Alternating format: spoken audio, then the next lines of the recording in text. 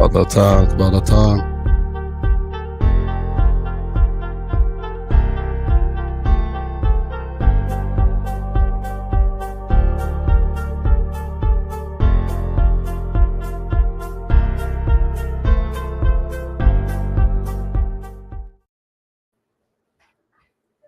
Oof, oof.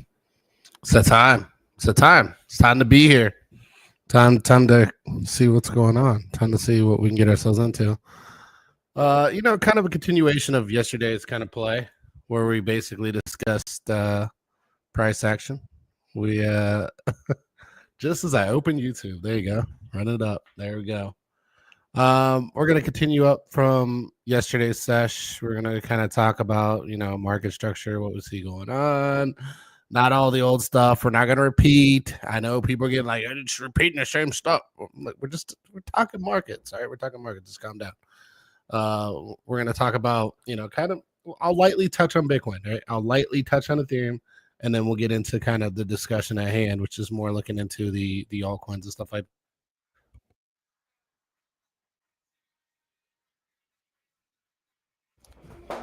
So getting into it, let's go and let's look and see what we have right here with the charts. Moving into it, we got pretty shaken up a little bit today. I think we got into low end range of like 94, 8, 90, 95. Who cares? Who cares? I mean, if we want to lower down time frames and you got your H4 kings, and queens and stuff like that look at structure and they're like, oh, what H4 says. I mean, maybe we fill the wick, right? Maybe we fill the wick.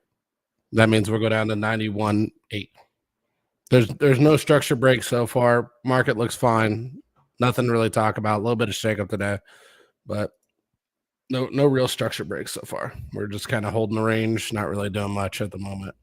When the market actually makes a move, we'll talk about it. We'll figure out what's going on. We'll figure out what we're going to do next from there. But until then, we should be looking for opportunity while the market's trying to decide which direction it wants to go. We also see here, typically the market will capitulate. Obviously, as you can see right here, it'll drop down pretty hard in the first candle, kind of settle into that second, sometimes third, and then, ramp. And now we fell off right here pretty hard, dipped down pretty low right here. And now we're kind of just settling. This could very easily reverse back up if they really want to take it there. Price action structure is in an uptrend, still healthy, still fine. Just gotta let the thing play out. Nothing to really talk about here with Bitcoin. It's just we got to play this by ear, let it kind of settle. Take it as an opportunity. ETH on the other hand is kind of holding the range, no big deal. We're gonna run through charts pretty quickly today because I want to get through a lot of them. Price range has been kind of around the general POC. Those who don't know, POC is point of control, kind of pushing the mid range. Right in here, and what defines the POC? How do we know it's the POC? Yada yada yada. We just look at price action, right? So you got a lot of price action in here. You got a lot of price action trying to come in right here. You got price action right here, price action right here, price action right here. That makes this area right here the area of highest interest for market makers, right? Your POC, your put in control. If you get a weak POC, you'll end up falling below, and then it's to the gulags from there. You don't really have a downside limitation. I think if you flip below here, now you can likely go like that, right? Turn this into one big W into the low end range if they really want to take it there. If that's your thoughts, that's your thoughts. I'm just showing you what I see. I think the market still ideally is bullish. What is telling me it's bullish outside of POC control and where we're at. Just like the POC being above the range, we're also above the range on RSI, which is basically anywhere above the 50 is bullish price action. Anything below the 50 is bearish price action. So that tells me basically that price action right now is still bullish for Ethereum until Ethereum starts to violate its RSI strength range, right? What is the RSI strength range? You're always looking for the 50, right? So it's right through here. Think of it like a POC, right? So when you get above that, you're bullish. When you get below that, you're bearish, right? This is bearish structure. This right here right now is still bullish structure. So we're still good on that end and that front as far as Ethereum goes. Not to mention you've also got your stochastic kind of running the floor here, which means it's something to really kind of pay attention. This is why I took out the ETH loan that I took, because either this thing is going to break down in a big way, aka fall below the POC, start to play the lower end range, or it's going to hold the upper range and then likely scoop off of that low end range and, shoot up into a bull market. One of the two. That's my thoughts overall on ETH. Let's not overcomplicate it. We'll keep it simple, easy, right to the point. So he's another interesting one I'm looking at too. I think there's a lot of price action interest on this coin. We look at the RSI stochastic again. What are we seeing right here with, so I guess we can't really use the monthly, not enough time on there. But what are we seeing on stochastic? We're seeing we got a floored stochastic. We had a double top right here, right? On stochastic, that kind of signal your top. You had your kind of falling price action right here into falling strength on stochastic into rising price. That means you're going to get a fallback or retest. We came really close to retesting the low. We kind of bounced out of that range. We can still kind of come down here if they really want to take it there, which would put us somewhere around like 231 for SUI if they really want to pull it there. The reality is likely that liquidity has already been tapped, but there is still a scenario where they can come down and waddle a little bit before they run up. If Bitcoin and Ethereum drop, likely SUI will also do the same and follow suit with the rest of the market. All right, RSI. Let's get into the RSI. RSI is kind of hanging out around the 50. Ideally, again, above the 50 is still bullish. We're good to go there. So we don't have to move far from that position at all. BTCD, we discussed that yesterday. We don't need to get into that. Solana's been in an interesting spot. So let's clear out the whole drawing for Solana. Let me show you kind of my thought process on Solana, what I'm seeing. I like this cup formation right here. I think this is a cup. I think this is a handle. I think it's a go.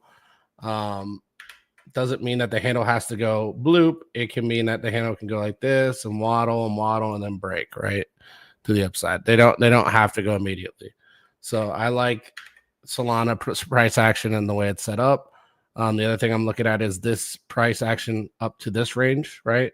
We've got basically higher low structure pressuring up toward the high. We're pressing into the high with that higher low structure. That's telling me overall, keep an eye on this one. Could become very bullish relatively soon if price continues to squeeze this upper range, because then it's just kind of blast out right there, right? That's the way I would look at this overall. So again, not too complicated. Cup, handle, see if we can get the breakout here, and then if we can, then off to the moon, right? Moonbags, boom, up. That's your breakout move. Bears have no father. And obviously, I'm looking at a lot of this from the bullish perspective again, because we are above the 50 on the RSI. When strength is weak is when you can start looking at this from like a bearish structure standpoint and be like, okay, this looks bearish or this looks bullish. You need to look at its strength, right? Strength can really help you indicate whether or not your thesis is more realistic or less realistic. And I think if you really pay attention to strength specifically, you will be in a good position versus the rest of the market and everybody else speculating downside versus understanding the structure that they're being given on the charts. What you think about Powell's comment about rates most likely staying the same and QE not happening? I mean, here's the thing: QT is not happening, right? Rates can remain the same, but they've already cooled down. We've already reduced rates.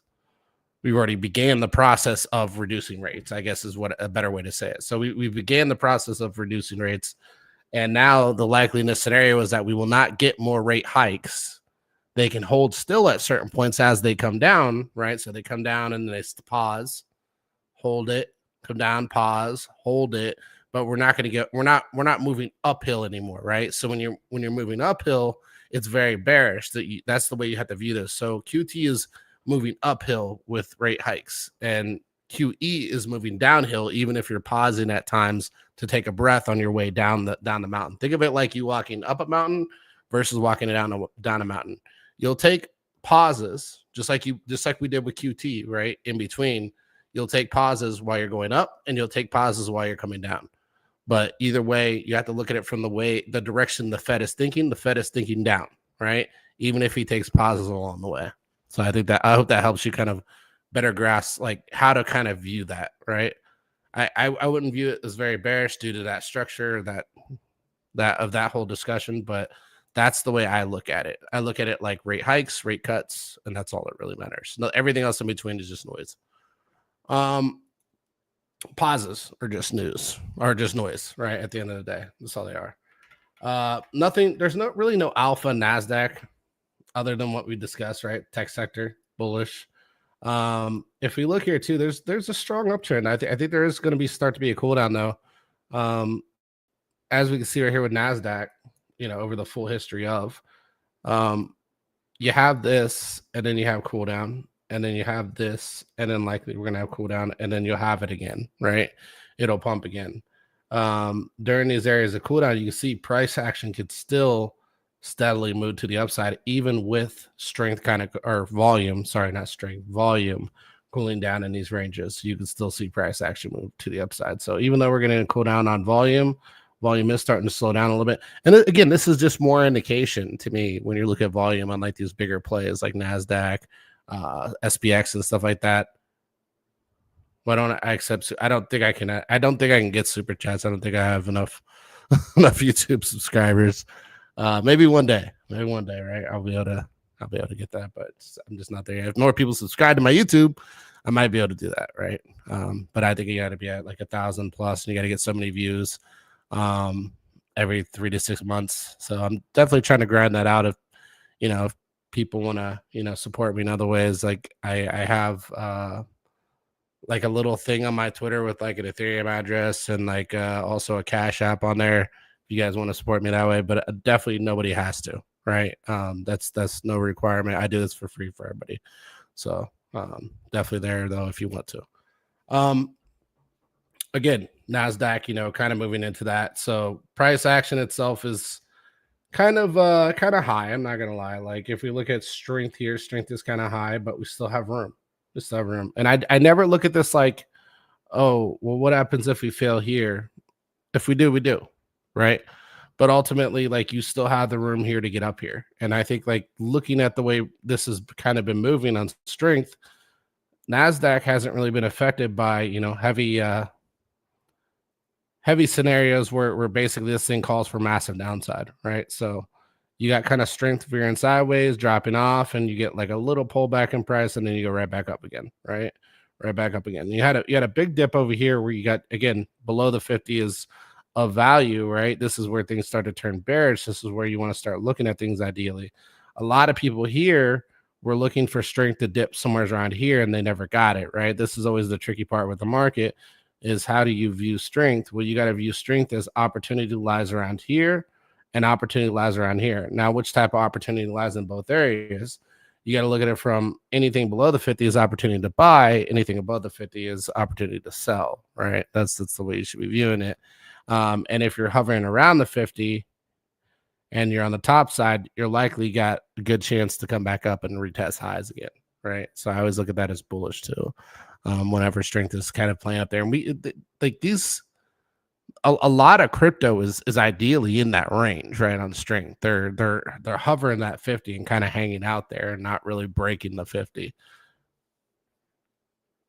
What's my thoughts on CPI report tomorrow and effects it can have on the crypto market? Well, I mean, I believe it was 8298 said that the Fed said they will likely pause. I mean, they can pause, and I don't think markets will really react to that personally. I think that Fed meeting doesn't really matter that much anymore, FOMC, because like people are anticipating, continuation of rate cuts, even if it doesn't happen meeting over meeting, but that we're not going to see hikes anymore, which means costs are going to come down and the cost of borrowing money is going to come down. Ultimately, you would like to be closer to zero. Closer to zero is always the ultimate like giga super cycle, if you want to call it that. But it's a scenario where you're going to see the most liquidity flows when rates are closer to zero. So that's why it's kind of like the cycle's been a little harder, right? It's been a little harder because we're kind of in that mid direction of bringing rates down, and we haven't really brought them down in a massive way yet, right? We're kind of slowing down that pace so we don't re-ramp up inflation again. And so I honestly, like, I think that this market is still tradable, but I think it's going to be a tough market to trade as a trader, right? I think like this cycle has been more of a buy and hold cycle than it has been a trading cycle. And what I mean by that, I mean on like solid stocks, right? Like big caps, Bitcoin, right? Ethereum, stuff like that. If you're talking meme coins and risk and stuff like that, it's been a buy and sell immediately, right? That just shows you the risk appetite hasn't been there yet for this cycle. And I think that, what we'll see kind of moving forward as the market starts to feel more comfortable with risk and we start to see rates kind of come down throughout the year, which I do think we'll get rate cuts throughout the year. You'll end up seeing the market kind of react to that in a positive way and start to kind of ease its way in. Yeah, it didn't react to him at all. Exactly. I mean, usually the market, if it's going to take something in a major way, it's going to react immediately. And the markets have just not reacted to a lot of things. They stopped reacting to tariffs. They stopped reacting to Jerome Powell. They stopped reacting to a lot of things. Liquidity came from China. Yeah, for sure. I mean, here's the thing: liquidity can come from anywhere. That's the other thing too. But we have to look at majority of buyers, especially in crypto. I think like most of the inflows come from the U.S. So if that's the case, then we want to look at U.S. markets as a whole and kind of have a good edge on that. And then obviously world economy will also affect crypto because crypto is a world asset. It's anybody can buy it from anywhere, right? But you always want to look at the highest percentage players in there and see if they're healthy. If they're healthy, they'll provide liquidity. If they'll provide liquidity, the rest of the world will provide liquidity. Now, they don't have to for the rest of the world to do so, but will the inflows be strong enough to push price, or will sellers exceed inflows because, the portion that gives the most is not actively trading or actively participating? Any sign of them solving the depletion reverse repo issue? I mean, here's the thing. They're going to have to act on this eventually because banks' liquidity is going to become too low, right? So, and do they have to do it tomorrow? Do they have to do it a month from now? I would say not. It doesn't. It's not that not that refined. I would say like if you're going to look at for them to act, and you've got a longer perspective in these markets, 3 to 6 months, I think that we'll probably get some kind of reaction in that time frame.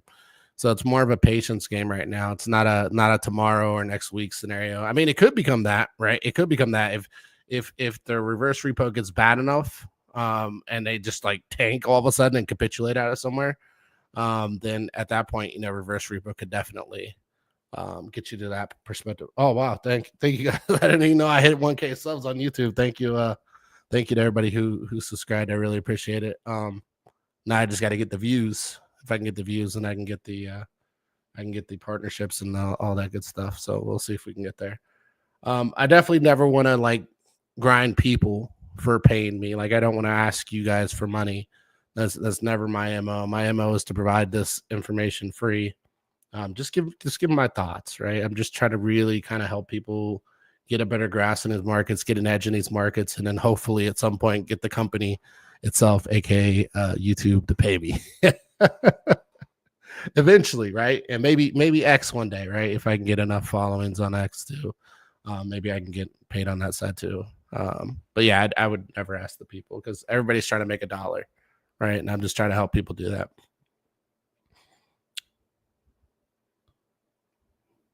Have you noticed major accounts calling for? Yeah, I've seen it, and I'm not saying that they're necessarily wrong on the 70K, right? I don't think that that's necessarily out of the discussion, but I am saying that until you break certain levels, it shouldn't be part of the discussion. Like if it's not like you're going to break this level and then just go straight down, right? Likely what you'll see if you're going to get into that 70K range is you're going to see some kind of violation of the low. And if you start getting low structure, yeah, you can be like, okay, let's discuss, some kind of pit roll to the lower range, right? At that point. And that's what I would ideally be looking for if I'm looking for 70K, man. I'm not entertaining it until price shows me that it's interested in those ranges. And the only way it's going to show me it's interested in those ranges is if it starts violating this high up here and starts creating lower high structure. Now, some people will arguably say here too, on the weekly time frame, we've already began lower high structure, but that's only one instance of it, right? If I see it again, then at that point, I may start entertaining lower pricing. Doesn't mean anything bad either from a structure standpoint. If you look at Bitcoin, the structure looks fine. Like I've identified all three, consolidation ranges. Everything looks good, man. It's for me, it's just structure. That's all it is. It's nothing crazy at all. Um, Getting back into markets overall, man. Like one stock that I really wish I pushed people more. Ada looks great, by the way, too. I think like Ada's kind of falling price action into like a big breakout is what it's looking for here for me. But we'll get into the one I was just about to talk to. But I just saw this chart and I was just wanting to point this out. Like I like charts that do this and then they constructively, controlled price action to a range and then break out. That's typically what I look for. It could go to here or it could stop right here where it's at, right? Really it kind of dove into this price range, so it's kind of difficult to say because like you could ideally kind of push back into and eat back into that range before you break out. But I do think that this market is looking for a bigger breakout. It's just going to come later than sooner, right? Later than sooner. And I think if people are patient, just kind of gradually eating up little bits and pieces of the market and building their portfolios, I think it will benefit them, going through the rest of the year. Maybe toward the latter end of the year, possibly even maybe, right? Maybe we don't even see any type of price action movement, all the way up until end of year, and then all of a sudden, big boom, right? And really, that's all you're looking to grab, anyways. You're looking to grab that big boost of liquidity that comes into the market, that big flush up. And then once you catch that flush up, you just cut all those positions, let it sit in cash. Yeah, there's a lot of bull dis forming for sure. Thank you, girl in the verse. Yeah, there's a lot of bull dis forming. I think a lot of charts look really, really good. Ideally, I don't think again. I'm not bearish on this market. Like I know there's a lot of people who are and think we're going to go into this bear market. And if we do, then at that point, we've broken the structure of the 4-year cycles, right? And then at that point, I got to come back to the drawing board and redo everything all over again, which will suck. But it is what it is. I'm not going to deviate from something that has not broken pattern yet. Until the pattern breaks, I'm not going to sit here and say, well, what if? Well, let's change this. Well, this has changed, that has changed. Because if you go back through time, every 4 years, the liquidity pool has changed as far as, world global liquidity, through stimulation, through collapses, through all these different events that have happened over the years. Like things change every cycle. It's not just like, oh, this is unique. This cycle is unique. There is always a change. It's just about, viewing it from the perspective, has it changed drastically as an AK 3-year cycles instead of 4-year cycles, right? 2-year cycles instead of 4-year cycles, or like 5-year cycles instead of 4-year cycles. Then at that point, that's a big break to me up here, right? Like now I'm like, okay, we can no longer use that as a method in our pattern watching. So then the 4-year cycle discussion gets scrapped for me, right? At that point. And then I have to come back and I'm like, all right, here's all the rest of the metrics that have worked. I'm going to still stick to these until they break. And what I'm going to look for in addition to that is other patterns, right? Maybe this year it turns into 3-year cycles. And if it turns into 3-year cycles, and then it's like, okay, this year's the bear market, then at that point, I have to look at it and have to be like, all right, am I going to get 3-year cycles again next cycle? And if so, do I front run this market when the bear comes? The bear is really your best opportunity in these markets. I can't say it enough, man. I cannot say it enough. People grow a lot through the bull, but the reality is people always leave in the bear and they don't stick around and they don't DCA and they don't buy their things that they're looking to buy. And then when the bull comes back, they want to come back and make back what they lost. All you're doing is losing what you lost because you came back so late. So maybe if it's too hard to navigate this market right now, I would tell a lot of people, why don't you take the time then, instead of trying to navigate the market, to learn it, to understand it, right? And try to learn a little bit of charting, try to learn a little bit of on-chain analysis, try to learn a little, what P and E means, right? Trying to understand earnings, trying to understand all these different things, trying to understand a growth stock from a dividend stock, and understand these terminologies and how to actually invest. Because you don't, I don't want to say you don't need an investment advisor, because you can absolutely use one. But I would say this, like anybody can learn to invest, right? Anybody can learn to invest. It's not anything crazy. So, all I can say is like look at it from that perspective, right? Be a little more positive about the market. When the market is really crushing you, that's the time to really kind of lock in, and even though the portfolio may be hurting, to really lock in and pay attention and try and learn a little bit more. I'll tell you that. But let's keep rolling. Let's keep it rolling. I'm talking a lot. So this one was a crazy one, man. I didn't really push this that hard. I did talk about it. I did post on it. I literally posted this breakout, and I put it on my Twitter the other day. The breakout that I called right there. Let me see what date that was. It was actually wild, man, because it's like I called this exactly May 23rd, 2023. I called this exact area right here, and I said, keep watching, right? I said, I hope no one's shorting this stock. And I put Palantir. I will pray for your portfolio. That's what I put it. But this was absolutely like bottom. Here, I'll pull it over here real quick. This was the post right here. And you can see right there where price had kind of pulled in, broke out, started to peak. We already broke above the previous structure. I showed both structures right here. And I said, I hope nobody's shorting this. And that was at 12.55.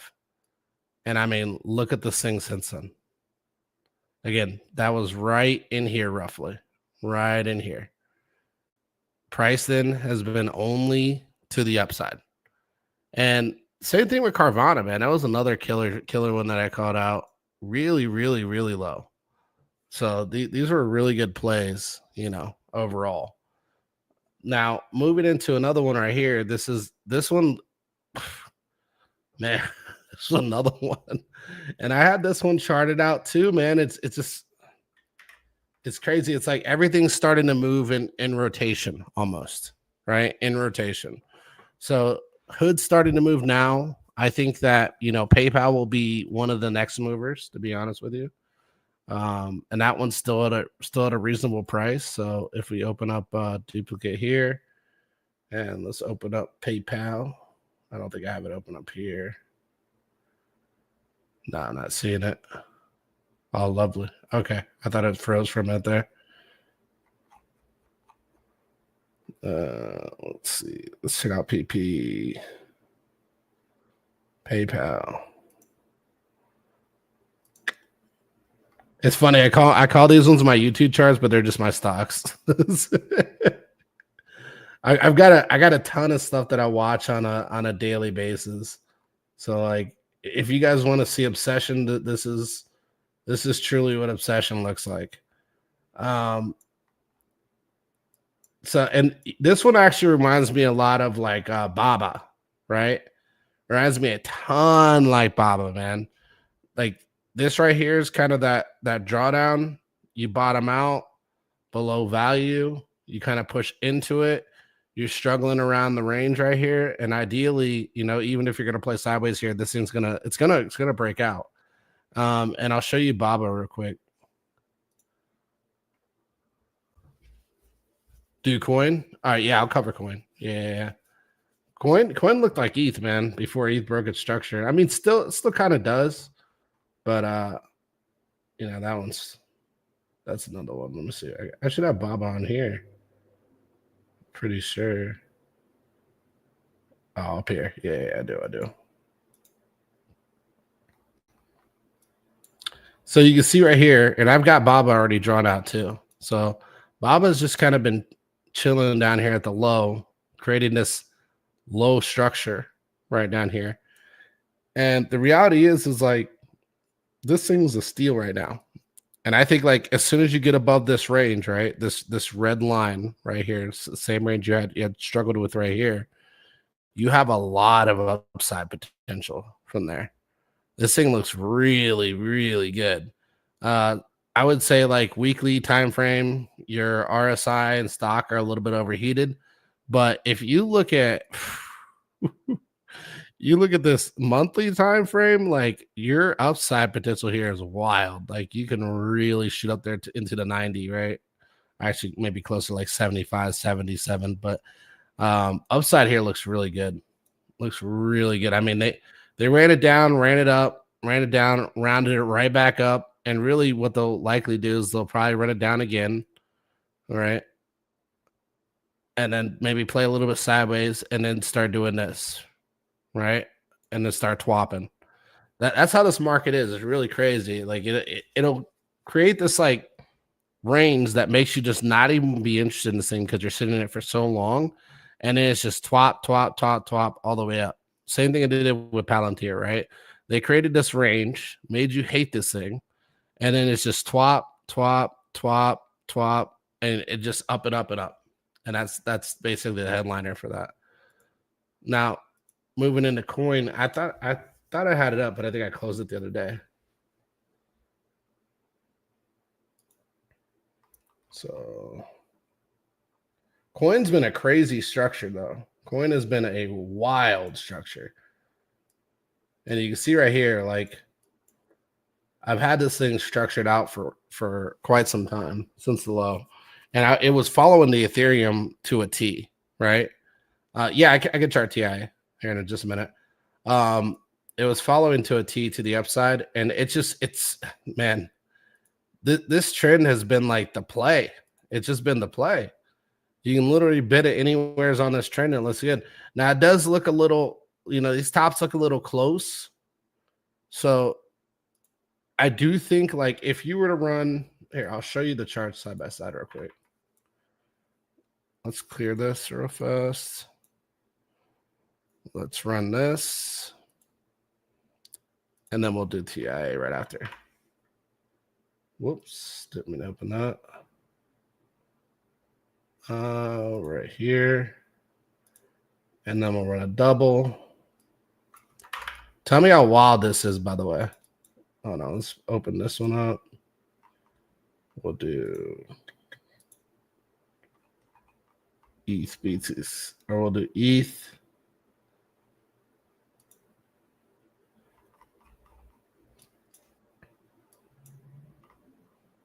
And we'll do higher time frame. Run it on like the monthly over here.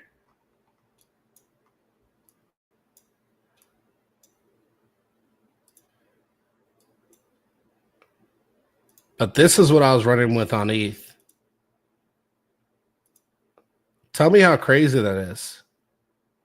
Look at that. Since inception, man. It really makes you wonder if we're going to get some kind of big breakdown here on coin into like maybe this range right there. Because like if you look at the lineup here, like this is just insane how much they followed each other. And I haven't really seen anybody point this out with coin specifically, right? Running the ETH and coin side by side. And I noticed this right out the rip, right as soon as I started to see it right through here. I was like, oh, these two are like basically following each other. Anytime ETH goes up, coin follows. And so if ETH just dumped it here and it's kind of holding this range, it makes you wonder if you're going to see something like this from coin into a breakout, right? That's what it makes you wonder. This one's been pretty interesting too. I wouldn't really get too interested in Workhorse from this point until we can get back above here. I think if you can get back up into this range and start consolidating up here, get some kind of reversal, then that would be a good buy. But right now it's a little tricky. Vol spike here though tells me that this thing's likely bottomed, right? That vol spike is way too big to say this thing hasn't really bottomed. So if that's the case, yeah, I'll do tell right after I do TIA. If that's the case, then this one's something to definitely keep an eye on. I wouldn't sleep on this one specifically. This is stock, by the way, in case you guys are wondering. Let's get into I love pulling out that Costco chart, bro. Let's run TIA real quick. Let's see. TIA right here. All right. Dang, I had all this shit marked out except for that last drop. That's crazy that they brought it back down there. Holy crap. Let's run a higher time frame. Yeah, Costco's nutty, man. That's a crazy one. Stochastic looks solid. RSI looks bearish. I won't lie. Like I said, we'll cover Lucid too. Don't worry. We'll get to Lucid. It ain't going nowhere. We're gonna talk about Lucid and Rivian. But yeah, so those are my favorite 2 EV stocks, by the way, because nobody has ever figured it out. I just accumulate. I throw like 50, $100 in there like a week and just keep buying like that consistently. But yeah, so and I do this now. A couple different reasons, right? Books are pretty good. They look very similar to what Tesla did in the early days, and I don't mind Elon. I know there's a lot of people who probably don't like him because of all the media coverage and shit like that. And then there's probably a lot of people who do like him, right? But I do think if they have a disdain for him, they'll stop buying Teslas and they'll buy other EVs, right? And that's a good potential. We'll start to see government contracts and stuff go to these other EV companies that are US based. So you got to keep an eye on them. And that's not me wishing anything on him or saying that's guaranteed or set in stone, but you got to think ahead of everybody else, right? The things in government are deeper than what people think, right? And whenever one party gets control and the other one gets control, the other one, they always get revenge in one way or another. And I can see them trying to do something like that. Just throwing it out there as thought, right? Just thought. We'll leave it there. We're going to go deeper than that, but we'll leave it there because I definitely don't want to, end up in a scenario where I get these platforms upset with me. I just want to run charts. But all right, so TIA, as we discussed right here, I would say below the 50 bearish. Like, here's what I would do with TIA. If I was interested in this, I would let the RSI come back up before you buy. Granted, you could say it's in a great range to probably buy, but there's no guarantee that this thing's even coming back if RSI is down here, right? You need this RSI to come back up. You need to show that strength is starting to play back in. What I would like to see ideally is I would like to see falling price action into rising strength. If you could start to see that, that would be very bullish, right? You just don't want to be DCA in this thing and this thing just continue to do this, right? Forever. Well, not forever, but you get what I'm saying. Like you don't want to be in months of drawdown of just them bleeding you to death before some type of reversal comes back into play. I would wait until RSI strength started to show like a bull div or started to get above the 50. One of those two, bull div or above the 50. I think if you got either one of those, it's a good time to kind of pay attention. All right, and then we had Telcoin. All right, yeah, we can run Tel. This was one of my favorite stocks, man. It just keeps dropping now. It's like everybody dropped Elf out of nowhere. Makeup company, by the way. These things are like freaking insurance companies. They're up forever. But it looks very much, this dip kind of looks similar to like something like this or this right now, except much worse, right? Wonder what happened with valuations or whatever. I got to look into the PE and see money on the books and see what's going on over there. Let's see. Telcoin.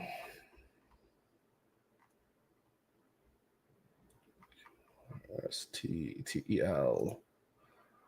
Let me check something real quick.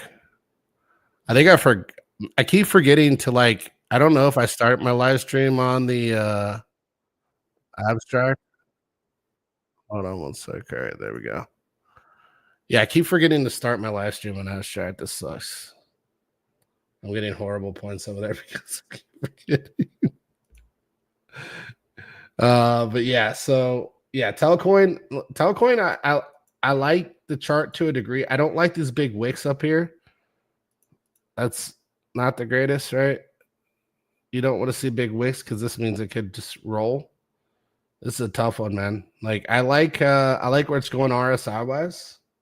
It's above the 50. That's good. Vol is kind of weird because you had no vol spike. right? You had a big vol spike over here in 2020, telling you there was going to be a bottom right here and right here. Well, mainly right here. And then after that, you can see you had big price action. This is what I mean by like always pay attention. Like when you get dead in the big vol spikes and you've been in a downtrend, it means pay attention, right? Somebody loaded and they're looking to reverse this shit.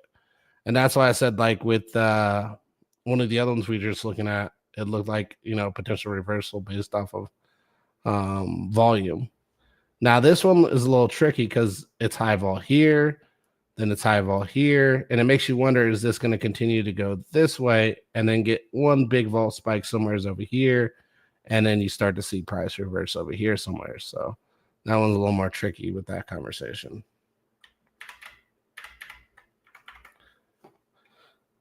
But yeah, so I don't like that there's no volume. I don't like it. There's no vol, right? Stock is shifting up. Strength is shifting. The only pro here is strength is shifting up. That's the only pro. But it really sketches me out that you don't have bigger volume for the size candles you're seeing here. So I don't know who's buying this, but nobody's selling, really. You're just getting big buy-ins and then draw down and then big buy-ins and then draw down big buy-ins, and then it's almost like it'll do that, man. I'm not gonna lie. It's a little tricky. I would watch for vol spikes on this one, but I don't see anything yet. Outside of RSI. RSI is something that you can play on right now, but I would tell you be cautious because you don't have the volume to really support upside. Your volume's lower than what it was in 2021. Let me see here. I know we had other requests. Hold on, let me make sure I'm getting everybody in here. Saraf. Okay, yeah, I missed you on that. My bad. Look, bro, I gave this to you guys here, and it just keeps going. I know some of you are like, it's only a 2x. It's better than most. On the weekly for Tell. Oh yeah, I'm on the monthly. Yeah, but like look at this vol spike, and then like look at this. I'm not saying like it doesn't look like it can go up, but that's why it looks kind of mechanical here, right? On the weekly is because there's really not a lot of trading going on right now on Tell. It's almost like I'll say it's almost like it's floating up, which isn't bad either. Floating up is a little scary sometimes because usually something floats up, then everybody catches wind, and then you get some kind of big spike out of nowhere, and then the dump, right? So it's almost like it's floating up, but there's just over here, it's just like dead vol compared to over here, right? Again, not saying it's a bad buy. I'm just saying like some things stick out to me more than others, and it's mainly the volume specifically. That because volume tells you if there's like a lot of trading, a lot of activity, stuff like that, and I'm just not seeing that right now. You'll take a floater, yeah. Let's get Saraf, and look, freaking VIX is still dropping too, so this is getting pretty spicy, man. Cloudflare, don't sleep it. I'm telling you guys, like, hey, remember Palantir? Keep watching. Cloudflare is going to surprise some people. A lot of AI going on in Cloudflare, just so you guys know. People who are training their AI agents are using Cloudflare to host. Just a little tip there. Duplicate tab, and then Saraf. Let's run it.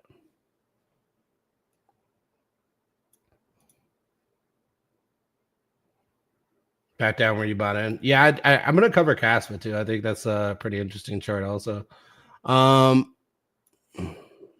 Saraf. Is Saraf a crypto or stock? Looks like a stock. Yeah, we can do more too. I mean, look, hey, on Twitter, if you guys go out there to the top right there, there's a Cash App. There's also an Ethereum address.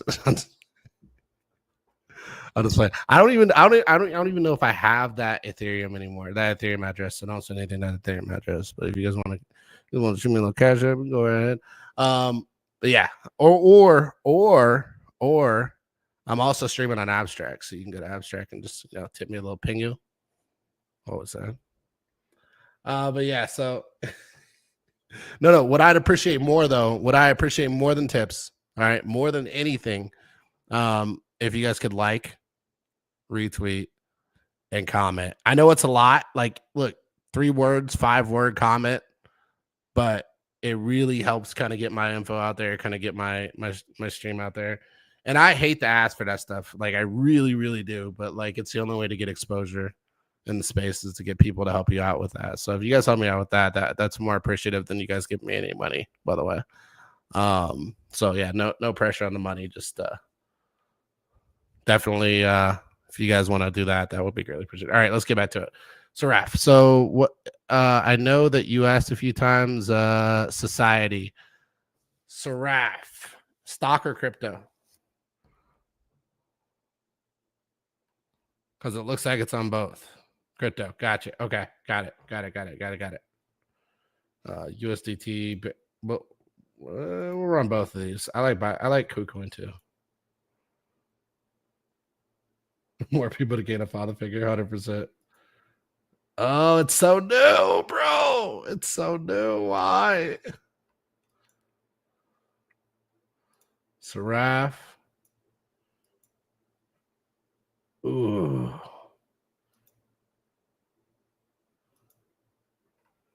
Trying to spread this out more so I can get a better look.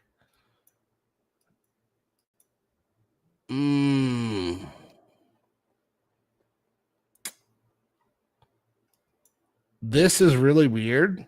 I will say this. This is really freaking weird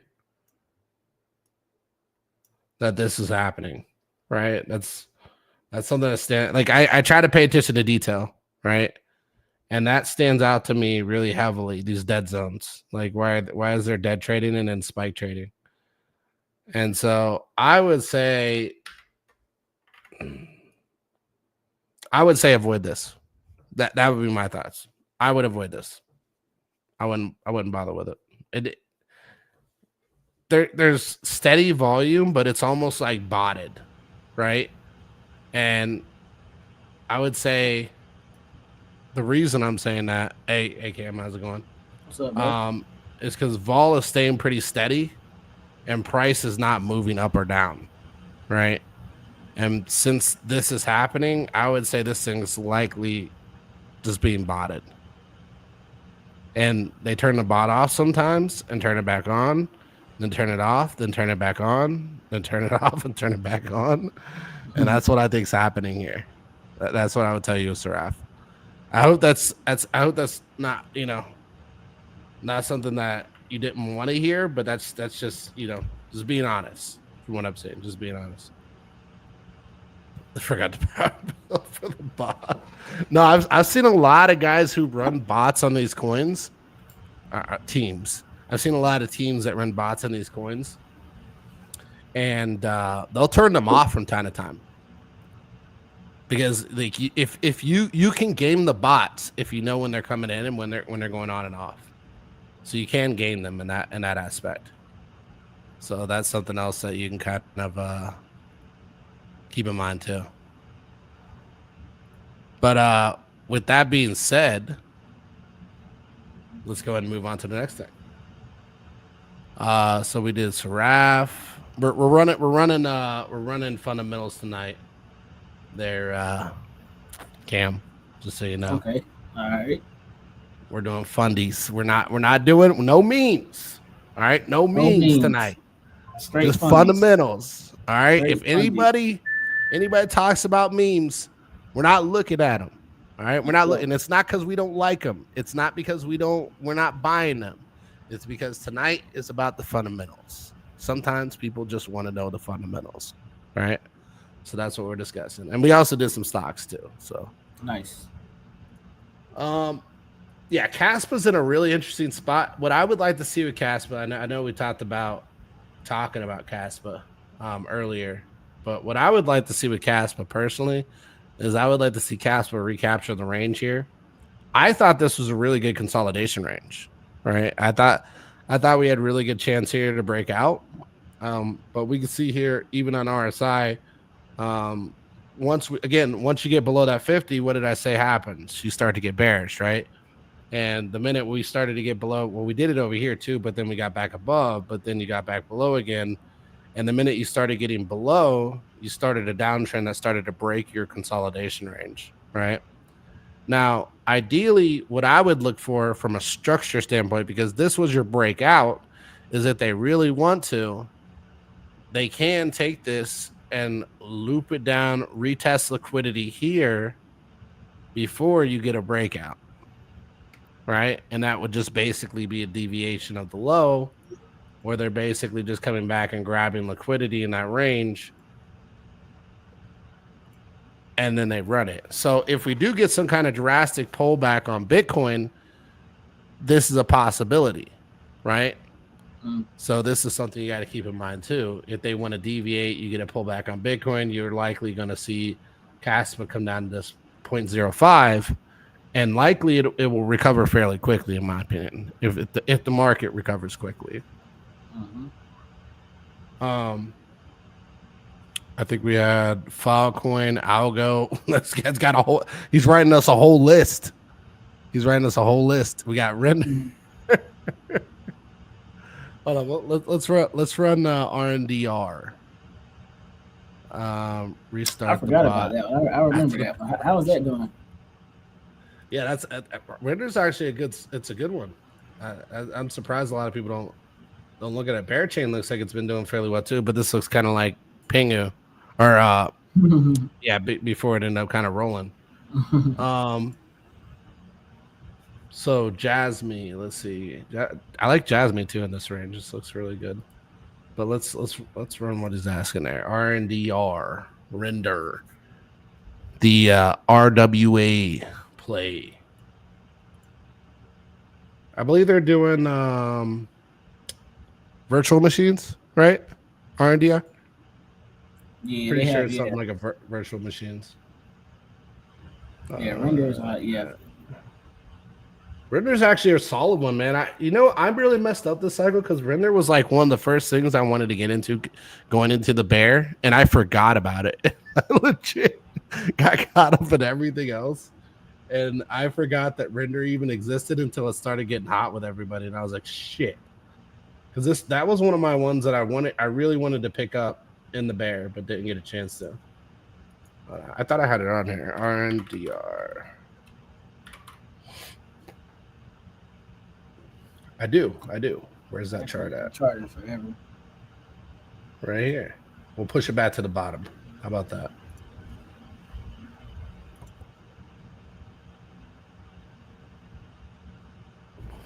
All right, let's run it on the daily. I will say this. RNDR did freaking great coming out of that bear, man. Look at this. $1.40 all the way up to $13, man. That's a really good play in the fundamental plays. And now you're kind of pushing back, and you can see it right here. Like, I haven't looked at this chart in forever, and I already got the trend set up, bro. I already got the trend set up. Look at that. And it's easy, right? Like the point I was looking at when I was looking at this area, and it's funny because it fell back into it again. So this is what I mean by like looking for liquidity and where liquidity will be grabbed at. When I tell you guys that, when I say you got to look where liquidity will go to, it's typically retested ranges, right? So like right in here, right in here, right in here. This is ideally why I had this line here. And now it looks like they've actually come back into it again right over here. Now, what typically happens once these ranges have been accumulated and all the liquidity has been soaked up here? Well, eventually you get the big shift, right? Which is where the market goes like this and starts going up here. And so what we're looking for here with Render, if we're looking for continuation, is not just some kind of market spike, because if we look through here, this was your 2022, right? This is your 2023 lower high structure, and you're kind of veering into that low. You're in the oversold category right now. You're very oversold on Render, and you're pressing right into that liquidity range. I would say this one's a good buy right here, realistically.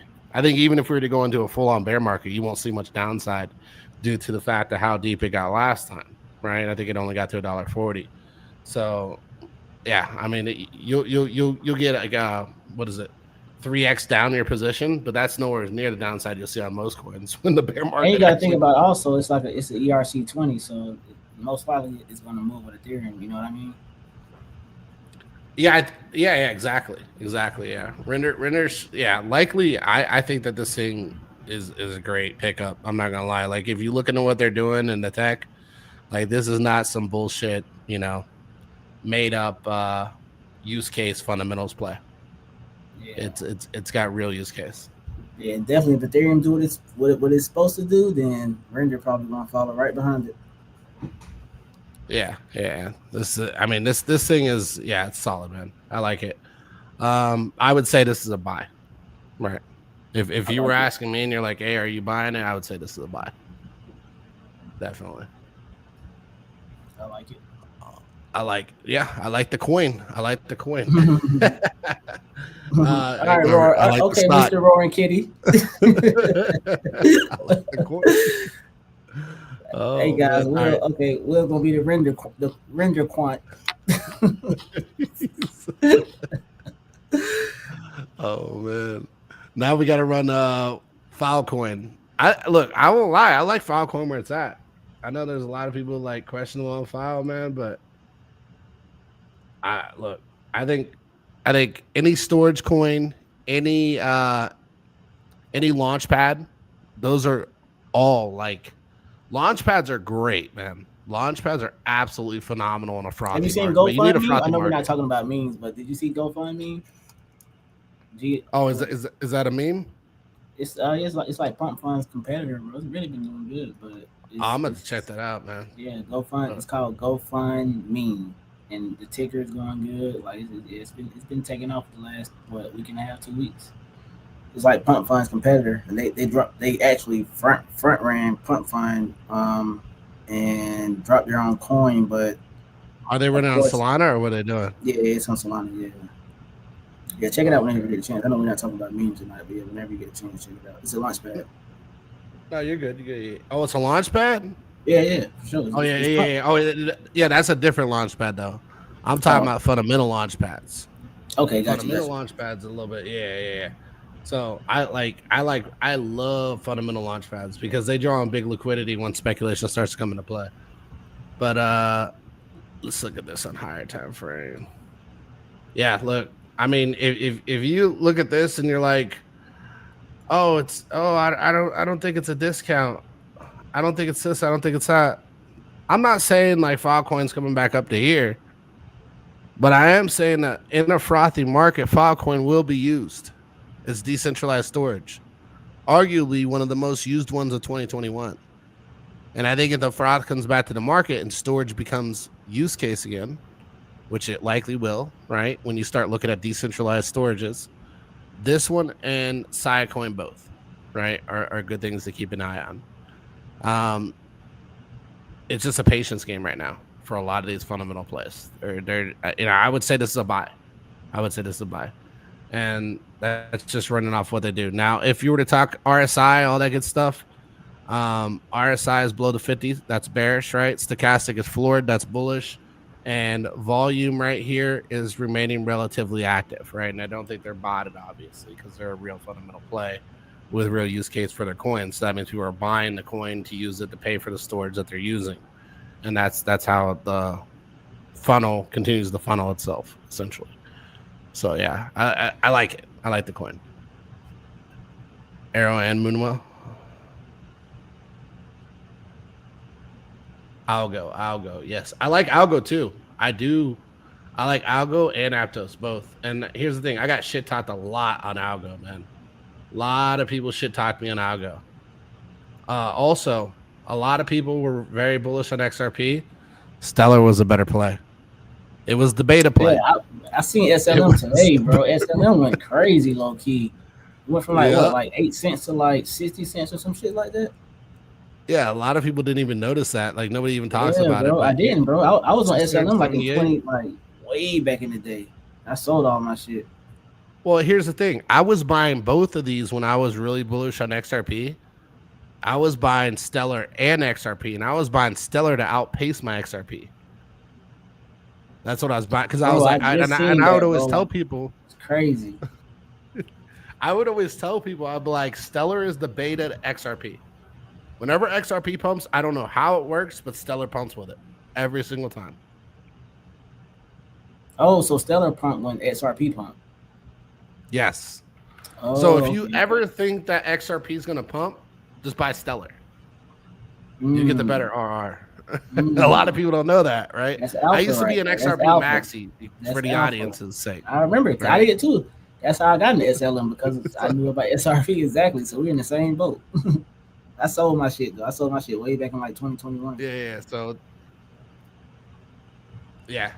I sold it in 2021 too because I started to see the market top. I was like, nah, I'm not riding this bet down to 25 cents.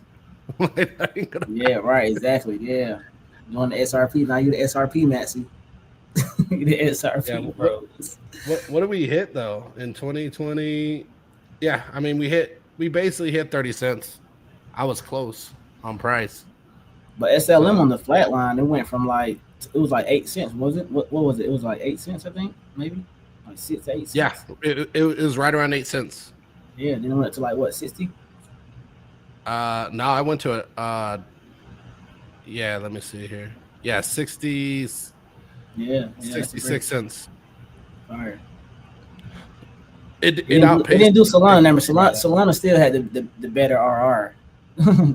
No cap. Yeah. Solana did. Yeah. But Yeah. I mean, the people that caught Solana, like some of them were hardcore Solana people, so they were on it. But other people, like a lot of people in the space, cap on that, man. Like they're not. They didn't catch Solana $8, man. They didn't catch Solana. I caught it at 20. I was in at like 20. I'm not gonna. I was in because I was in 2023. Like I was doing NFTs on Solana. There was nobody on there. And I was doing a lot on NFTs, so I was definitely doing good in Solana, like 2023 type shit. And I rolled away, low key. Yeah, the Solana, I think I got in after like I think $30. I wasn't convinced until $30, and then after $30, I was like, I'd have to be stupid to try and say this isn't going up out here.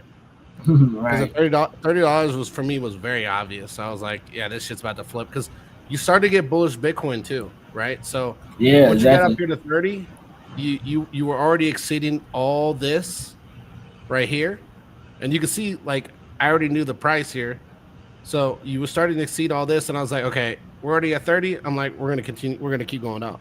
Yeah, bro. Yeah, Bitcoin. Then Bitcoin broke out. I think Bitcoin had broke. I think Bitcoin had to break like it was either like I think it was like 30 or 40 or some shit. I think it was like maybe 35 or 40,000. Once it broke that, bro, I was like everything is about to run, and I knew Solana was kind of strong because at one point Solana was like low key, like stronger than Bitcoin at one point. Like when it was first started running, it was stronger than Bitcoin. And I was like, I thought it was gonna roll here, but like once you got to 30, I was like, nope. I was like, it's about to reverse back up. Yeah, I was like, it's not gonna roll. Shit went insane, right? I remember that. That shit was like That was the sweet spot, right? For me, it's like mentally, the sweet spot was getting right up above this range right here and getting into this range. And once you got in this range, I was like, okay, we're gonna continue. No other option. And but that's just charting, right? Right. Like you don't have to overthink it. You just got to say once certain levels are violated, you know what's going to happen. Right. That's what I said with Bitcoin too. I was telling people today, I was like, if you get another lower low and you break this current structure, yeah, likely you might just dip down and hit that low and come back up. Bro, tomorrow, so I know, here we go once again. I know you're not big into news, but tomorrow is CPI. And CPI, bro, Bitcoin makes some very big moves on CPI, low key. Yeah. I feel like tomorrow's gonna be a big day. I feel like the Yuck coin was a crash out, man. It was Garbo, man. Yeah, absolutely slaughtered on that one. I got that from the same person I got Captain BNB from. But sometimes that shit happens. That's why I'm saying. I had to look at that all day today. Oh shit! I don't know though. I didn't care. I don't know. You guys said it. You said Damn, put. bro. I don't know. I was like, I don't know, bro. I was like, but here's what's I haven't looked at. I haven't looked at it. Let me look at Captain. No, that's just dead. Don't Captain even- America. don't even Captain. buy it. What is No, it? no, Captain's fine. Captain's fine. I was about to say, Captain shit. B&B. But yeah, so let's get into Arrow and Moonwell. Sorry guys, we get off topic a little bit here and there, just bullshit Yeah, my fault, sometimes, my bad. especially with the memes. No, you're good. You're good. No, it's my fault too. I was feeding into it. This is my thoughts on Rivian. By the way, I'm not gonna get too deep into it. I think it's pretty obvious what I think is gonna happen here. And then with Lucid, I'm looking for some kind of like downtrend into a heavy swing up. I think that the RSI is pretty heavily indicating a bull div here, right? You got basically strength continuing to rise against price continuing to drop. That tells you there's a bull div in play. It's just a matter of patience right now. So I think like this thing's going to probably move in a big way at some point. That's what I'm keeping an eye on Lucid for right now. Let's get into ICP. We already talked about render. We already talked about file. We got some discussion on ICP. Render's bending you over. Oh, that's not good, man. Sick buy in 2023. Got it at $7. Oh, it was up, bro. You should have if you got it at 7, you should have TP'd, man. Should have TP'd. But I think you'll get more opportunities. Let's run the ICP. All right, so here's the order. All right. We're gonna run Algo into ICP, into Arrow, Moonwell, Jupe, and then Amazon. All right, that's the order. So let's run it.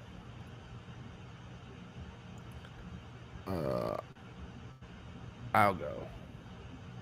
Let's run the Algo first. I really like Algorand, man. I know there's a lot of people that freaking hate this coin and don't think it's gonna do anything, but like, so and I pointed this out in the chart too. You see this right here, right, Cam? Yeah. What does it say? SEC labeled this a security. Oh damn. Damn, they Right faked here, bro. everybody out. They faked them out. Right. Damn, they fell for it. They sold the bottom. The oop-de-doo. Damn, they fell for the oop-de-doo once again. They got him, bro. This is why I tell people like it's hard to read noise, man. We did cover Caspa, Michael, earlier. We can cover it again, but yeah, we did cover it earlier.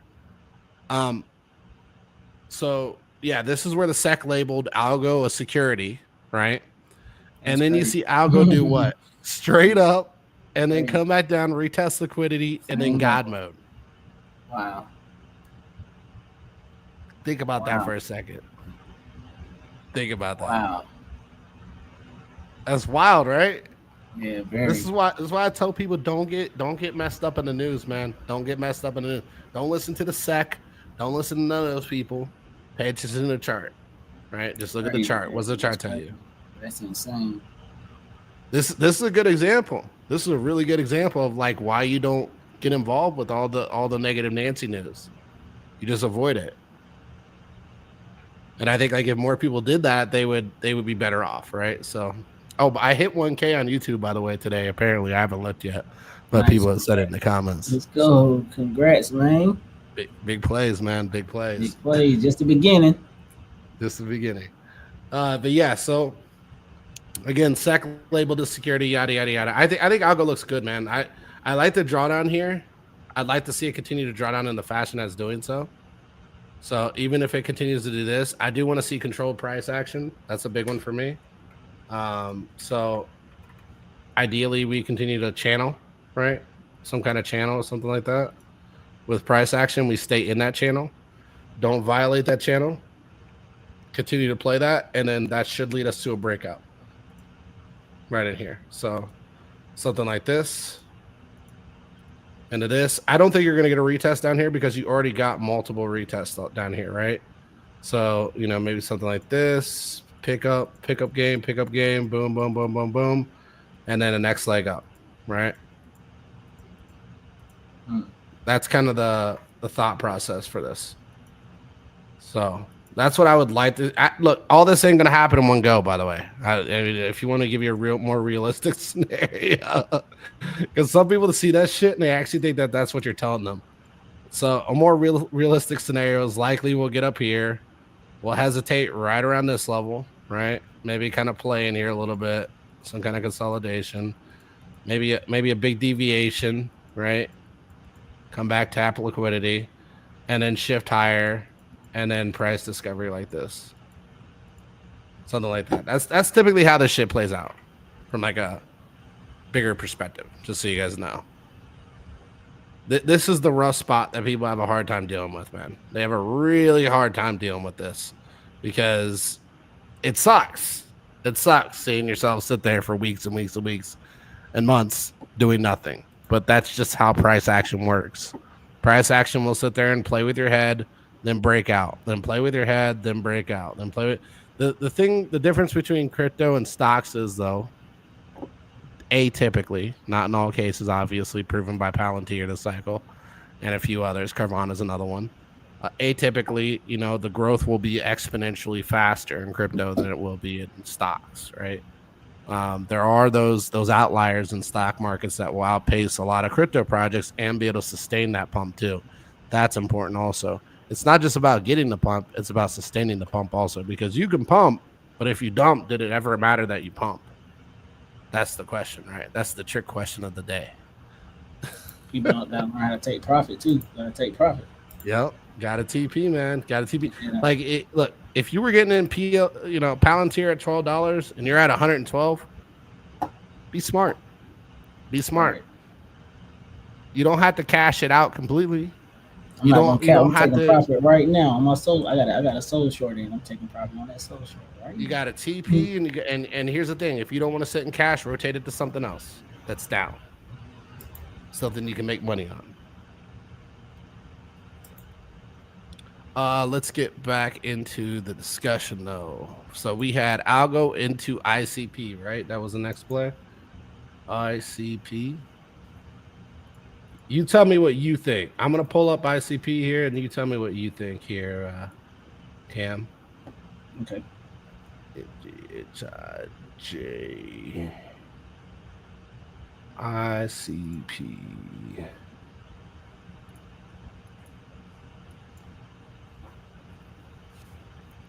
There, I'll clear it for you. Let's check it out. Sitting at a nice level right now as we speak. It's a beautiful level, low key. Like not bad, bottom. Right? Yeah, it's like the bottom almost. It's really the bottom. That's what it seems like. So what I would tell people, that's your POC.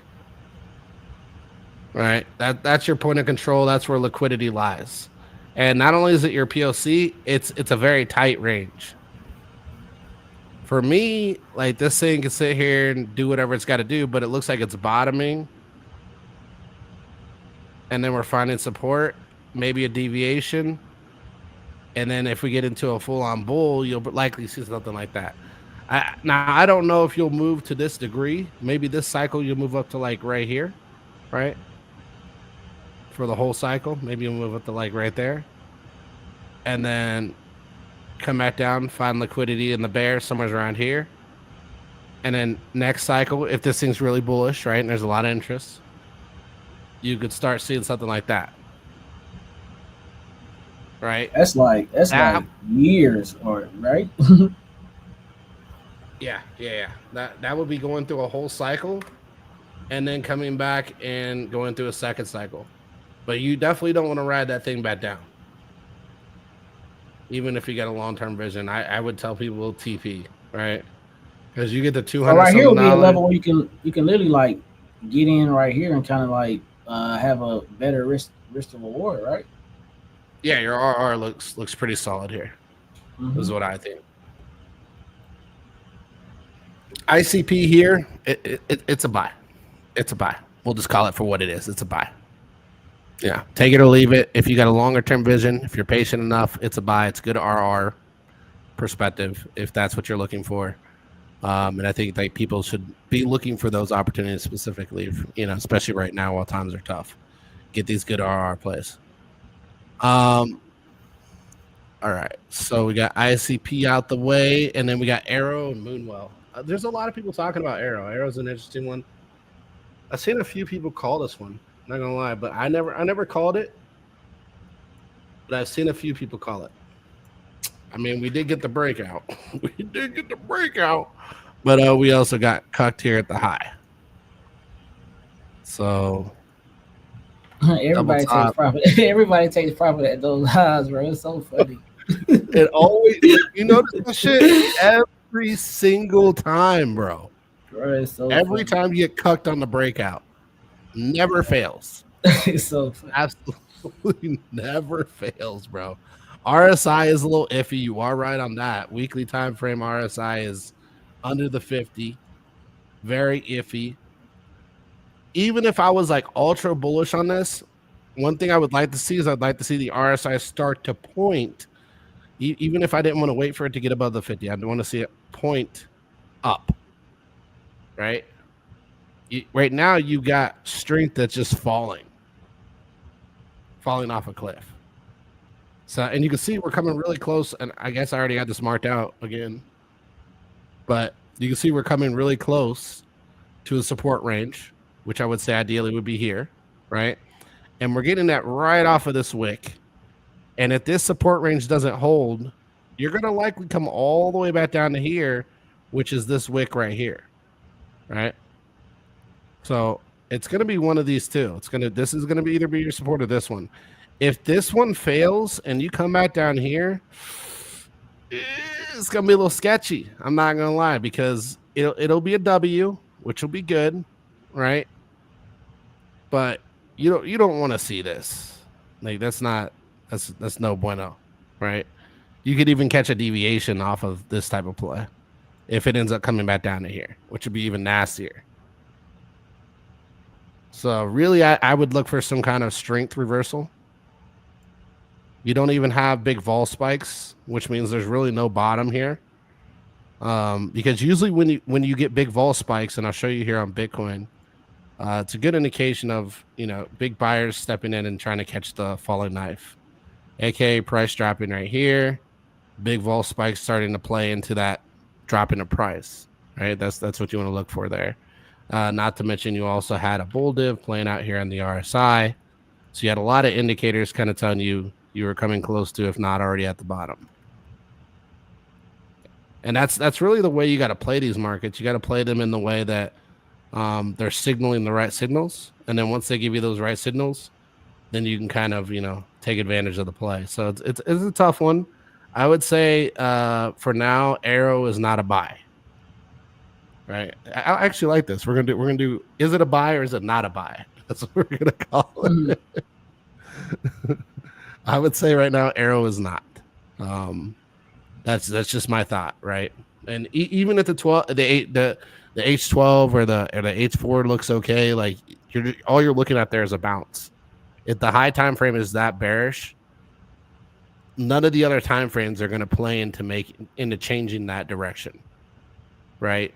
High time frame trumps all, and then if you can get a bullish high time frame, then you could start looking for bullish low time frames, because then they're more likely, right? It's a higher percentage chance you're going to get a bullish low time frame if you have a bullish high time frame. And if you're looking very bottomed, right, that's another good way to look for bullish low time frames, because likely you don't have much downside to really go if you're bottom, like with ICP, for instance, right, or other good RR trade plays. All right, so let's get into Jupe. Oh, we got Moonwell first. Moonwell, then Jupe. Moonwell, then Jupe. I don't know if I have Moonwell on here. Have you heard of Moonwell? No, I haven't heard of that. Nope. I have not tracked this. All right, let's run it. This will be interesting.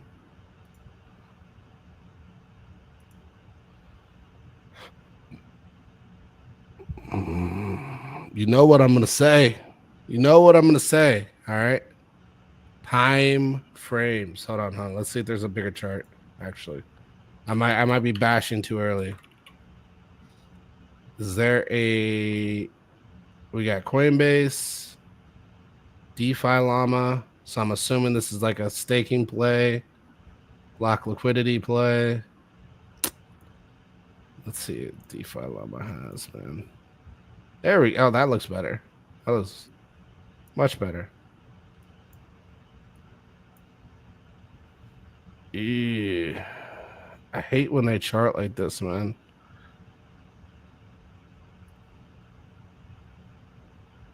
Are those data candles or is that a line chart? It's a line chart because they don't have. I don't even think Coinbase has a non-line chart. Oh, hold up, candles. Nope. Yeah, they're all line charts. Cost, huh? All right, we'll run it like we would a normal chart. That's fine. So you got an uptrend there. You're springed really far away from that uptrend. You're dropping vol, and you're dropping strength. But you are near the low end range of strength. So it's a tricky spot. I would, if you're in this and you have money in this and you're not looking to buy this, I would probably take this as like a TP opportunity. I'm not gonna lie. I wouldn't really look at this like I need to buy this and be in this. So trend is down here, price is all the way up here. The RR there is really risky, right? So it's risk to reward. I would say this is a very risky play, thinking that this is going to continue going higher. And I'm just thinking of this from a charting perspective because that's all I got. It's a line chart at the end of the day. I don't really have candlesticks or anything to go off of. I'm just looking at the extension. I'm looking at the dropping vol. I'm looking at the dropping strength. I do like the floored stochastic. That is always a good sign. You're not overextended on stochastic, so it's not necessarily horrible here. But I would say if you didn't buy here and you're looking to sell here and you bought here, I think it's too risky to be getting involved here. Even if this is like a staking play, right? You're trying to stake for this. I think it's too risky with it being this far away from trend.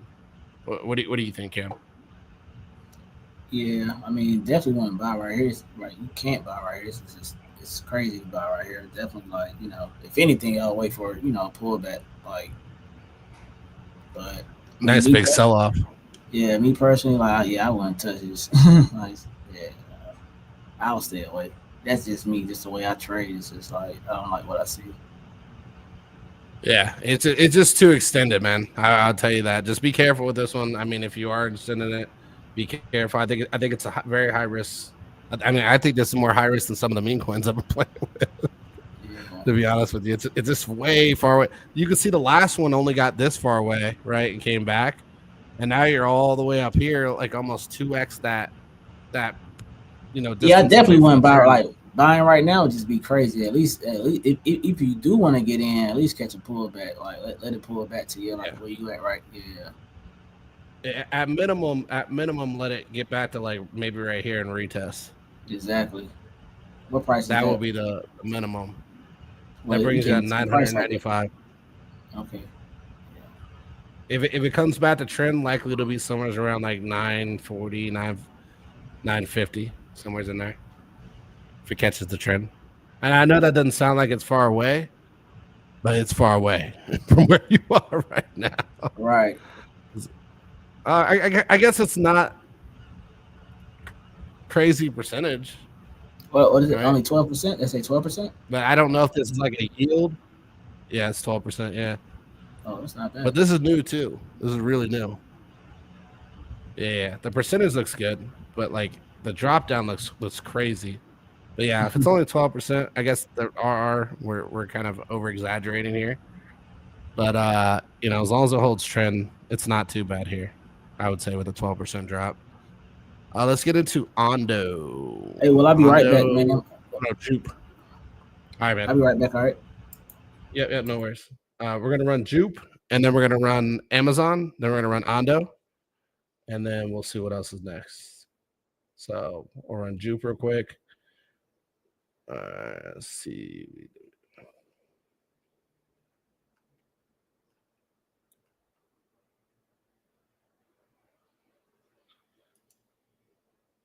I love me some Jupe. Jupe did have that airdrop too. Here's the thing about Jupe that's really tricky. I like Jupe as a whole because I feel like they control their outflows, inflows really well, liquidity pools and everything else.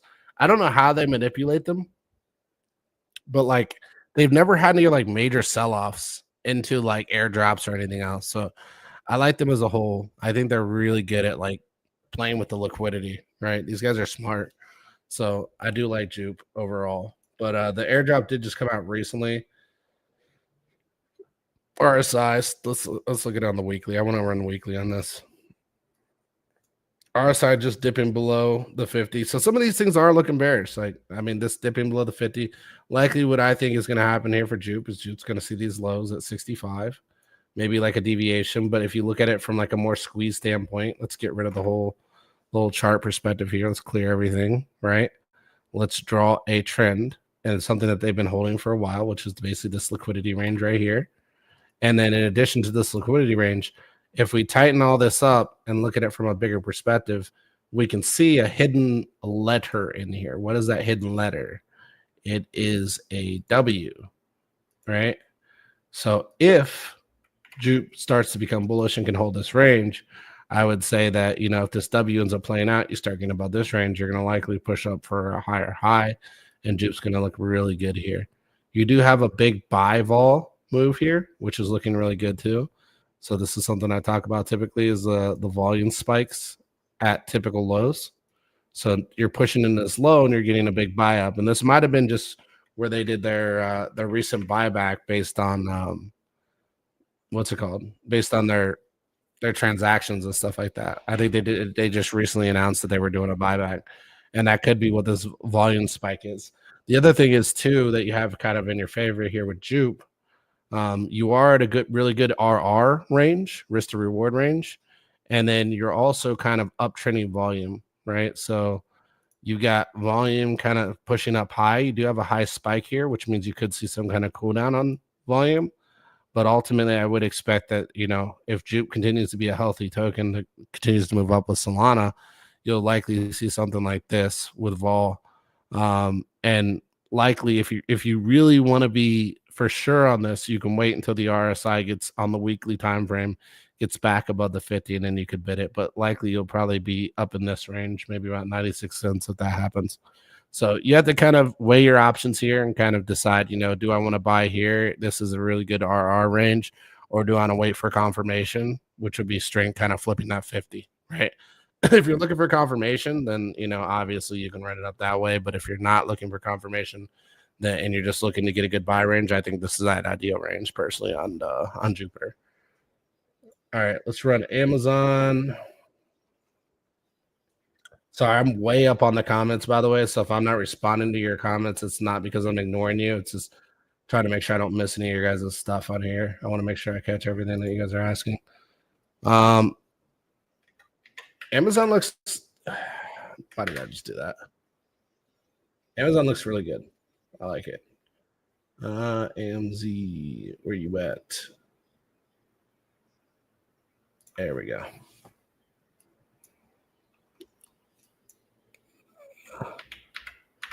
How did this happen? Hold on, we had another chart in there with Amazon, so I had to like backtrack that.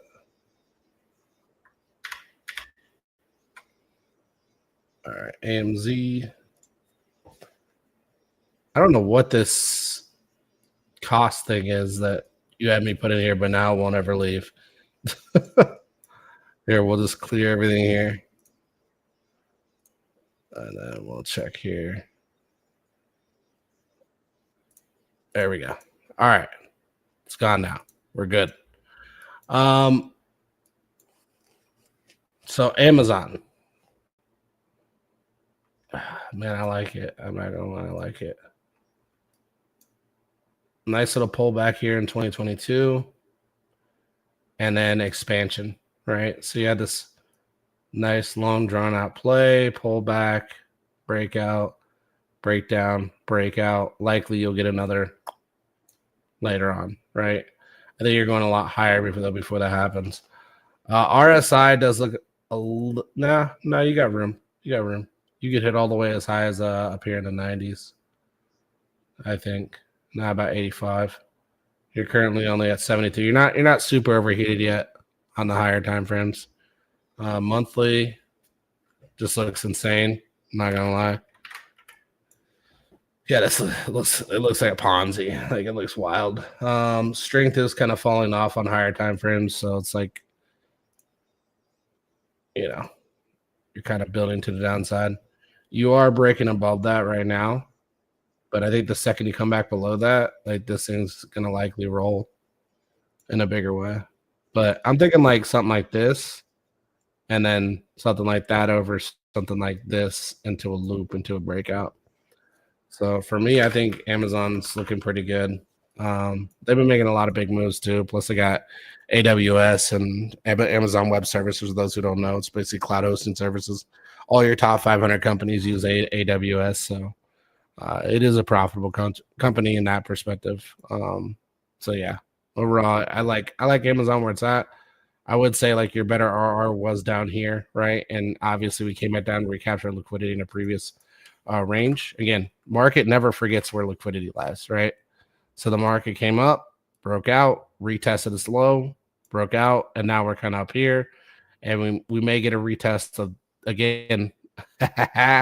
Actually, we may get a retest of right here, right, at some point, and then a breakout again, higher time frame, right? So same playbook here. We might get a second taste of that same playbook here, but you can see here, typically when Amazon starts to top, it gets very close to a ranging scenario, kind of flat lines along the highs here on the higher time frame, plays sideways for multiple months, and then drops.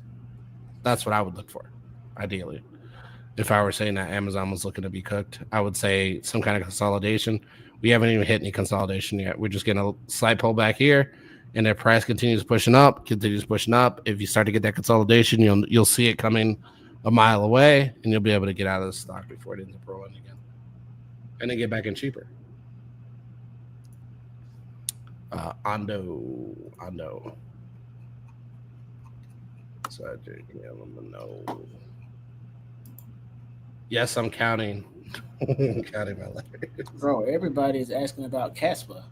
Casper's the hot thing on the streets, ain't it? We covered Casper towards the beginning. Yeah, I remember.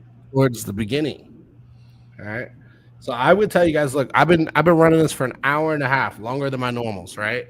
I would tell you guys, if you could, no offense, please go back and rewatch, right? Towards the beginning. I do have this on YouTube too, but it's also on Twitter, Twitch, all that good stuff. If you guys want to follow me over there, and I'm running this on Abstract too. So, but yeah, we can look at Ondo real quick.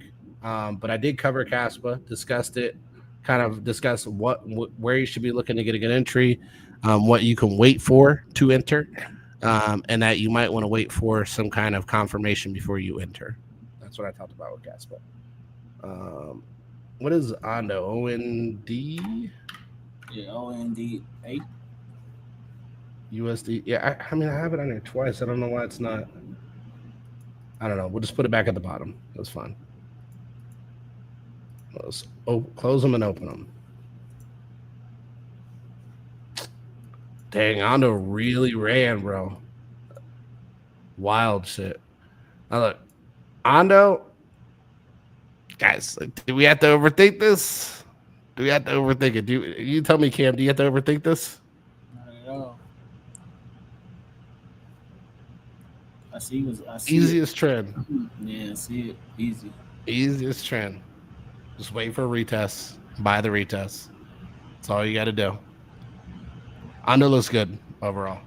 The wick, I won't lie, is kind of crazy. That's a very bearish hammer, right? But the chart looks solid on the trend, right? Looking on a weekly, stochastic coming close to floored. RSI above what? What's the RSI above here, Cam? What's above? What, 70? Above 70. The 50. Above 50, yeah. That's all that matters. We don't care if it's above the 70, 80. Well, 80 and 90 we do. But yeah. Above the 50, you're good. Likely you could roll into the RSI 50, right? Damn, it already went the trend line. Yeah, it already hit it and bounced right off it. What was that, last week? Yep. Yep. Damn. So that I'm that was telling the you, Trump. That was the Trump dip. Yep. Where it did the whole market. Likely you could probably see some kind of roll into the 50, maybe a little bit deeper roll here. Boom, boom. Maybe a retest of that trend. Buy the retest. Buy the retest. It's a buy at the retest. That's what I would say. All right. So it's a buy at Hopefully the it retest. retest. Hopefully it goes down. If it doesn't If retest, that's a you if. are out of luck. All right. Yeah, that's a if it retests. That's a big buy up right there, though. That's a big buy up candle. Yeah, I like it. Yeah, I like it a lot. Yeah, so we'll run all right, so we're gonna run Pole C and then we're gonna call it there. All right. I appreciate everybody. Shut up. Like, comment, retweet. Please like, comment, retweet. If you're on YouTube, like and comment. Really appreciate it. If you're on Twitch, same thing. I don't know if I can get any things on Twitch, so maybe I think there's just like. I don't know, to be honest with you. If you're on Abstract, if you could like and comment, that would also be awesome. Appreciate all of you. I am trying to improve the space, obviously, with all this content. All right, so let's run it up. Oh, also, I almost forgot the biggest point here. Okay, this is the biggest one. If we could follow Cam on Twitter, we're trying to get Cam to 10K followers, okay? Please. If you guys could follow Cam, his handle is the same as his name, all right, on Twitter. His handle is the same. And this guy has plays. He has plays. Sure. Don't even fade before him. we get off tonight, if I could, I'd share my screen for like 2 minutes to show you a little something. 100%. Let's just run this. Here, how about this? How about you run the Pole C play discussion and then you show your plays. What is it? Give us your thoughts. POLC. You can share screen. Go ahead. POLC. Yep. I gotta do all technical analysis because I don't know anything. Yeah, no. Just run all TA. Just TA. Okay, cool. All right, let me share real quick. Present.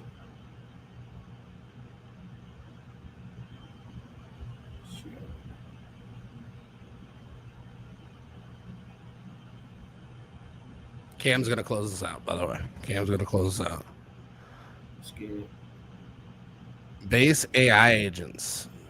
I think there's a lot of AI agents. A lot. It's the battle of the AI agents right now. So we'll see. We'll see how that plays out. All right. What? 1 second. Let me see.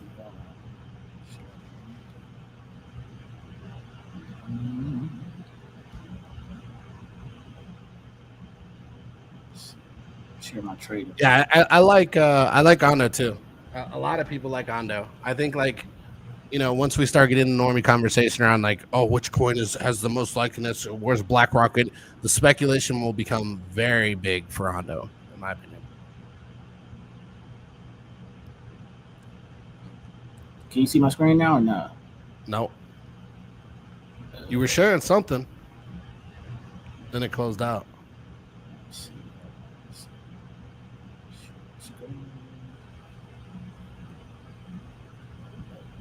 You got it? I'm trying to share my entire screen. I'm out the remote into Cam's computer real quick. All right. Go ahead because I gotta do my permissions and everything. Yep, go for it. I'll run Pole C while we're waiting on Cam. All right, cool. And then he's gonna give us some alpha. Think about that too, right? He's gonna give us some alpha. But let's get into Pole C real quick. I think I have that on here. Yeah, I got it in here a few times. So the one thing I like about Pole C that I'm continuing to see is vol spikes getting heavier and heavier and heavier as price is getting lower and lower and lower. Right? So vol spikes are looking good. Price is dropping in the vol spike. We were pretty oversold into here, right? Based on stochastic, you had a little bit of run up and you're kind of nose diving back in. You're getting price dropping down here. You're getting a reversal on strength. That's just pure TA, right? That's not me running any hopium or anything like that. You got a bull div plane on strength. You're sitting at the low on stochastic. You're getting heavy buy-ins here at these lows, right? So for me, I like it in that perspective. Now this will have to play with the gaming plays, obviously, so you have to keep that in mind too. So you're going to be setting in this until the gaming set there becomes relevant. And as long as you're okay with that, I would say again, this is a buy range. Would I buy in super heavy? No, I would just buy and kind of chip at this as we're waiting for, that whole sector to take some moves. Do you all use automated trading systems? I don't use anything automated, William. I do everything by hand. My clicks. Cam does like bots.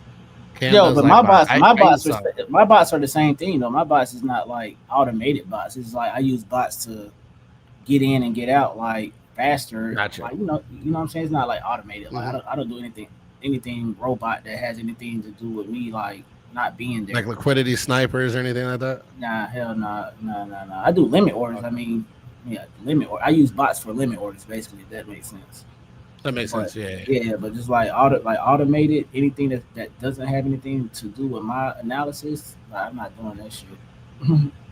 Yeah, you definitely you want to make sure you got your kind of finger on the trigger when it comes to understanding what's going on in the chart, and then once you understand that, you can get a better idea of how you can get in and get out of things. Yeah. Okay. So I had to let my Chrome allow me permission, so it's gonna kick me out. I'm coming right back though. All right. Go ahead. All right. So Cam will be back, just so everybody knows. Outside of that, I think we had. We'll check one more real quick while we're waiting. We'll run that rune question real quick. I have heard quite a few people talk about rune. You can see right there. I already got a rune chart. Look at that. Interesting. Oof. And I've already got some levels set on it too. That's a big spike. That's a really big spike. Even with this drop off. Yeah, it looks like that already ended. So yeah, this downtrend here, death, breakout, breakdown, tried to break out, breakdown. This is a tough one. I will say that, but like I would say, like this is kind of where you were, and you can see I already had like levels marked out on here. Looks like we already achieved all of them, to be honest with you. Rolled, came back down, retest liquidity, and rolled again. And now we're right back at this is where I had my buy range set for rune. So I mean, if you're interested in buying this and holding it, like this is the buy range I had set. So we're on it. We're basically on it. I like the big spike on the low. I like the stochastic being floored. I do think RSI is also floored. This is higher time frame too, so that's important. And with these combinations, like you could likely be bottom, but keep in mind also you may just sit here and struggle to move price. It may be like this all over again for a while. That's the way it looks to me for rune.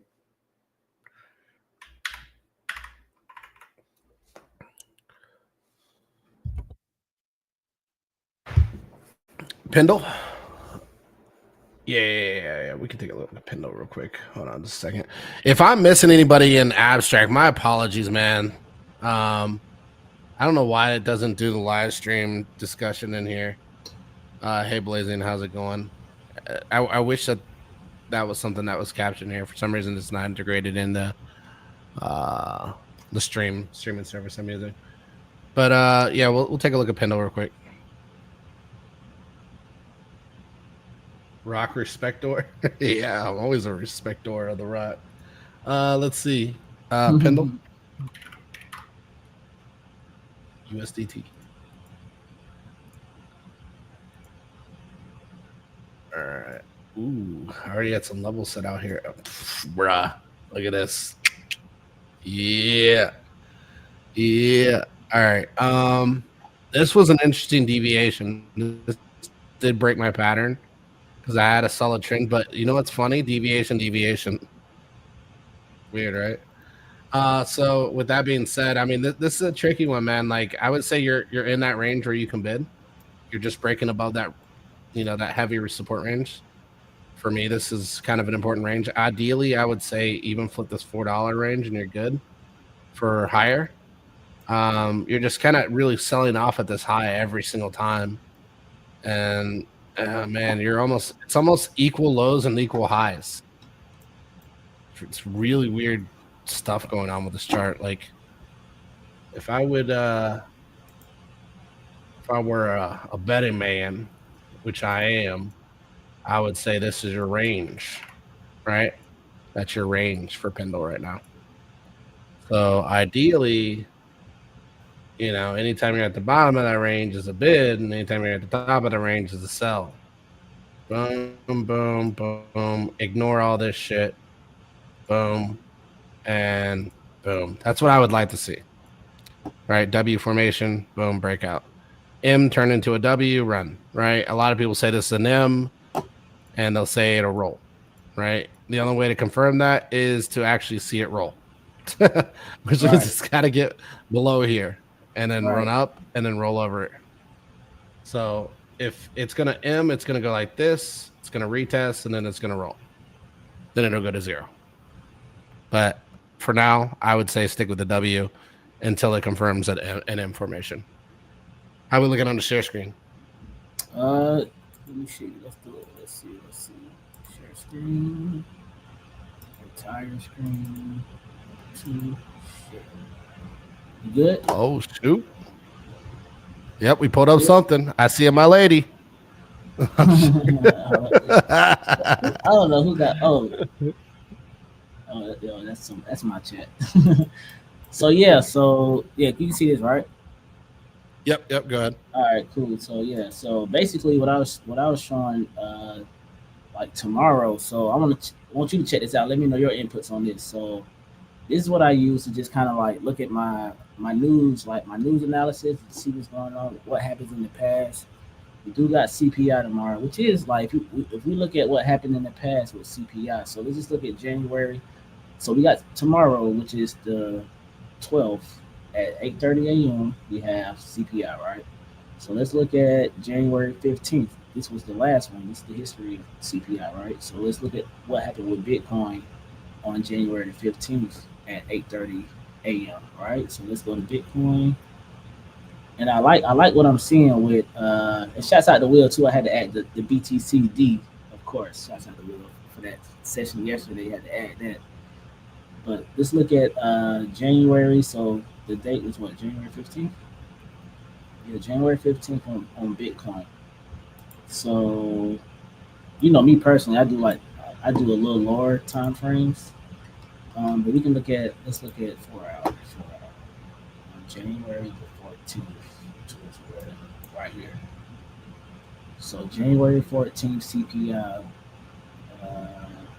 right in this area right here. I'm just gonna show you this because it's like every CPI, bro. This shit happens every CPI. So January 14th at 8 o'clock, you see what happened? Like 8 o'clock was literally that's when shit spiked. Like that's when Bitcoin went from 95. That day went from 95 to 100, right? So you see like the CPI levels right here, right? This is January 14th, the CPI right here. Literally right here on this retest of this level right here that it's at right now. Mm-hmm. And then we can go to December the 11th. If this was the previous CPI before that, let's watch what happened. December the 11th. Run a vertical line out of this. Vertical? And up and down. Yeah. Just on those dates. Just okay, gotcha. Okay, so yeah. So up and down. Oh, up and down. Okay, I'm sorry. Yeah, vertical. No, damn, vertical. You need to say vertical. Hey guys, don't judge me. No judgment zone. Don't judge me. It's a no judgment zone. It's a no judgment. No judgment. Go ahead. All right, vertical. There we go. There we go. All okay, right. Vertical. And right then get the other one too. Drop one on the other one. You can leave that one there. Okay. The last one was before that was December the 11th, 2024. And then November 13th. December 11th, November 13th. Drop a vert on both of those. December the 11th, which was so 11. That's before. All right, so December the 11th, which was right, yeah, right here. That was the net spike. Right? So you see, it was a spike right here. This was another spike, same, and then it was what? What was the other date before that? November 11th, I think. 13th. Yeah, November 13th. I've been paying attention, bro. It always dumps. And if you look at it, bro, it dumps like the market dumps before the day before CPI. The market, just what it's doing right now, is dumping the day before CPI. Dumping the day before and then ripping into it. Yep. Well, actually, I think November 11th shit just ripped November 11th. Key. Yep. That's actually a really good analogy there. That's a good eye that you got there. Yeah, bro. And then so before basically, that, like, look at even October the 10th, like, bro, it does that. The market literally dumps the day before CPI, bro, and then shit just rips like every CPI, bro. It's crazy. So you're saying just put in my longs now? That's what you're saying. No, I mean look at dumping. That's why I've been paying attention. They say, bro, as long as CPI the day before it dumps, bro, 9 times out of 10. Once CPI comes out that week, it's gonna rip that week. So the dump is good because if it pumps before, then it might dump for CPI. But as long as it dumps before CPI, 9 times 10, the shit's gonna run when the news comes out, bro. The news comes out at 8:30 Eastern Standard, so that's like 5:30 on the West Coast. But that week, that's when shit runs, bro. I mean, if you look at Sol, like my Sol chart, shit is sitting right on my channel right now. Like shit is just lining up. Everything is lining up bullish for like everything. Like this is my channel on Sol. We broke out of my channel. It's coming back to retest literally right now. Fucking sweet retest. Like everything is just so bullish right now, bro. Like it's like controlled price action with the falling price action too. I love falling price action. It fakes out so many people. Yes, they're like, oh, it's going down. It's like, bro, it's controlled price action. Look what happened before the last CPI, bro. This shit fucking. So the last CPI was look at the last CPI. Yeah, last CPI was January 15th, right? January 15th. Yeah. Look what happened on the 14th. Oh, this is the 13th. Actually, 13th. It was a stupid dip on the 13th, and then it rebounded. Then CPI came out and shit just skyrocketed. I mean, look at what happened over here in February, that big dump we have right there. And then we came back down. We're kind of retesting the lows right now. Now, yes. See that spike down? Right here. The one that we was on the call with. Yep, right? that one. Yep. Yeah. That one. That spike is very similar to that one right before the CPI print. Look at before the CPI in December. What happened to CPI before December? Big spikes down. Really big spikes down. They catch them coming each time. What you think will happen tomorrow, bro? I mean, hey guys, it's NFA still. Everything is NFA, but I mean, so you're saying there's a chance. Hey, I'm just saying. I don't know though. IDK. IDK. No, that's a really good cook, man. That's a good analogy. I think people should really look at that and think about that too. That's a really good analogy. Especially after running through all those charts to kind of look at this from a different perspective. Again, I appreciate everybody for showing up. Definitely go and show Cam some love on Twitter and any other socials he's got. I'm sure he's got them on his page. Just hit him up. And then, definitely if you guys could show some love, obviously comment, like, retweet, comment, like on YouTube would be greatly appreciated. Again, I don't ask you guys for anything other than that. That's it. Going to be doing this every single day for the rest of the year, so expect me on a daily basis, and I hope to see you all again tomorrow. Tonight was very constructive for everybody, helped them get a better edge on the market, good entries, good things they should be looking at, things they should kind of maybe hold off on for a little bit until they get better entry positions and all that good stuff. I appreciate all of you guys, and have a good evening.